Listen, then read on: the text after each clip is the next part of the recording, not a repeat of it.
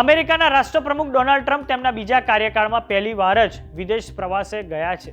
આ માટે તેમણે વિદેશ પ્રવાસના ભાગરૂપે પશ્ચિમ એશિયાના સાઉદી અરેબિયા, યુએઈ અને કતારની પસંદગી કરી છે. આમ તો અમેરિકાના રાષ્ટ્રપ્રમુખ ડોનાલ્ડ ટ્રમ્પ કહેતા ફરે છે કે અમે આતંકવાદની સામે મજબૂતીથી ઊભા છીએ, પરંતુ હવે સાઉદી અરેબિયામાં તેમણે સિરિયાની નવી સરકારના વડા અહેમદ અલ શર્રા સાથે મુલાકાત લીધી છે.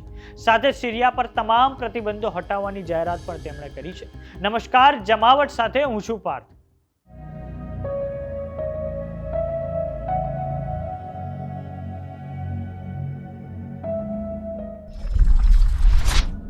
અમેરિકાના રાષ્ટ્રપ્રમુખ ડોનાલ્ડ ટ્રમ્પ સાઉદી અરેબિયામાં સિરિયાની વચગાળાની સરકારના વડા અહેમદ અલ શર્રાને મળ્યા છે. આ અહેમદ અલ શર્રા સિરિયામાં લગભગ 50 વર્ષ લાંબા અસદ પરિવારના શાસન પછી સત્તામાં આવ્યા છે. તેઓ એક કટ્ટરવાદી સુન્ની ઇસ્લામિક જૂથના સદસ્ય છે, પણ હવે ડોનાલ્ડ ટ્રમ્પે તેમની સાથે મુલાકાત કરી છે. સાથે જ સિરિયા પર અમેરિકા દ્વારા જે પણ પ્રતિબંધ લગાવવામાં આવ્યા હતા તેને હટાવવાની જાહેરાત પણ અમેરિકાએ હવે કરી દીધી છે. ડોનાલ્ડ ટ્રમ્પના આ તમામ પગલાં આતંકવાદ સામે તેમનું બેવડું વલણ છતું કરે છે. જીઓ પોલિટિક્સમાં એક વસ્તુ સાફ છે કે બધા જ એકબીજા સાથે સ્વાર્થ માટે સંબંધો રાખે છે, કોઈ જ મૂલ્યોનું મહત્વ હોતું નથી. ડોનાલ્ડ ટ્રમ્પનું આવું જ વલણ ભારત અને પાકિસ્તાન માટે પણ છતું થયું છે.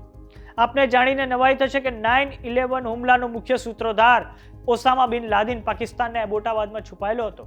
એ વખતે જ અમેરિકાની આંખ ખુલવી જોઈતી હતી, તેમ છતાં હજુ પણ અમેરિકાનું બેવડું વલણ યથાવત છે. એટલે કે ડોનાલ્ડ ટ્રમ્પને પાકિસ્તાન સાથે વ્યાપાર કરવામાં ખૂબ રસ છે.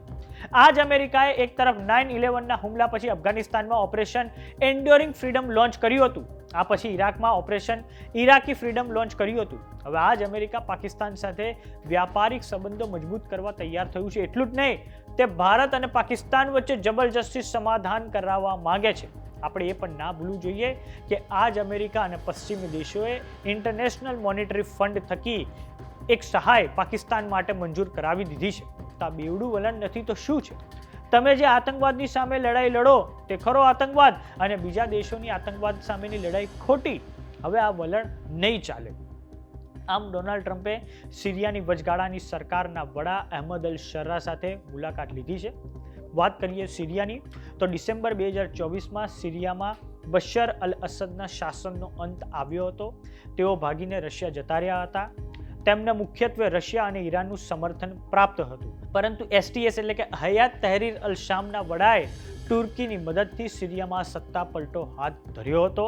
તેઓ 2016થી પ્રયાસો કરી રહ્યા હતા, પરંતુ સિરિયામાં જે નવી વચગાળાની સરકાર બની છે તેના વડા પર પણ આતંકવાદના ગંભીર આરોપો લાગેલા છે.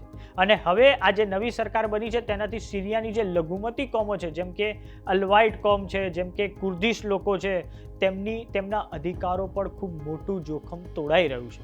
તો આ મામલે જે પણ અપડેટ હશે અમે તમને આપતા રહીશું. કેવો લાગ્યો અમારો વિડીયો અમને કોમેન્ટ બોક્સમાં લખીને જરૂર જણાવો. જો તમે અમને યુટ્યુબ પર જોઈ રહ્યા તો સબસ્ક્રાઇબ કરો. જો તમે અમને ઇન્સ્ટાગ્રામ અને ફેસબુક પર જોઈ રહ્યા તો ફોલો કરો. નમસ્કાર.